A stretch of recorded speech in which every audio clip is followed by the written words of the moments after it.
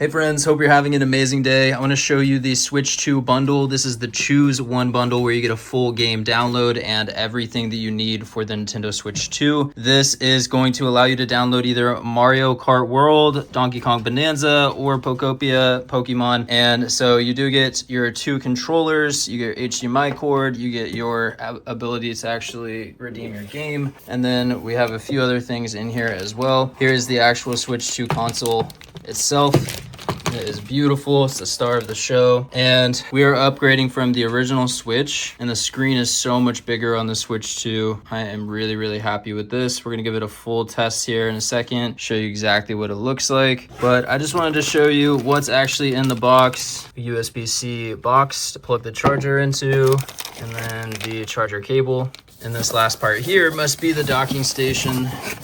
It's the only part we're missing here. And there we go. We have the docking station for the Switch 2. So let's dive into what this actually looks like hooked up to the TV and everything. There's everything that's in the box. Switch 2 itself right here. One thing that's really nice about this one compared to the last Switch is that the nunchucks are just magnetic. They just slide right on, just like that.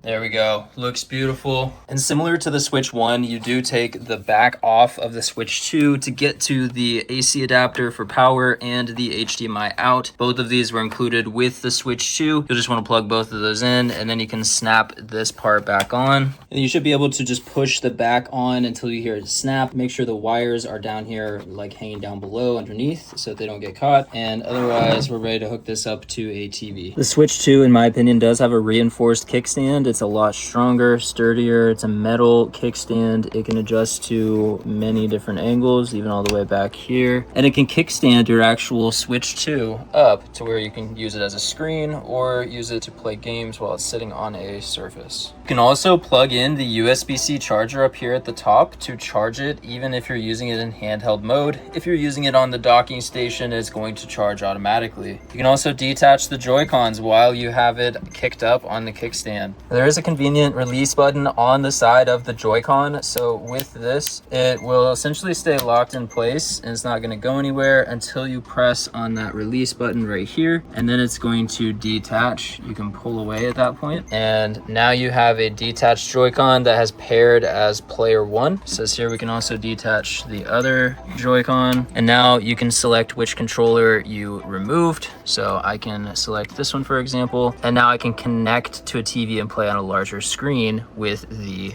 detached Joy-Cons. So I'm going to go ahead and do that, and this is the simple setup. Takes a few minutes, nothing major. You just need the HDMI cord, USB-C power cord, and the Switch 2 AC power adapter. Simply plug in those cables in the back, make sure that the actual cords are going on the bottom part here so that nothing's getting caught, and then you're going to be hooked up to the back of your TV. Now you should be able to put the Switch 2 directly onto the docking station like this, and now it's going to show on your TV screen as long as you have the correct input showing on your TV. And so I basically put the Switch 2 on the docking station. Now I can see it on my TV, and it just simply slides into the dock station just like the Switch 1. And as long as it's plugged in and connected to the HDMI cord, you're gonna see it on your TV just like this. So super easy to use. You do get the wrist straps with these as well to attach to your actual Joy-Cons so that you can have wrist straps so they don't going anywhere. You can view the attachment guide. I'm gonna skip it for now. And then you can choose a style to play in. So you can play handheld with your Joy-Cons attached.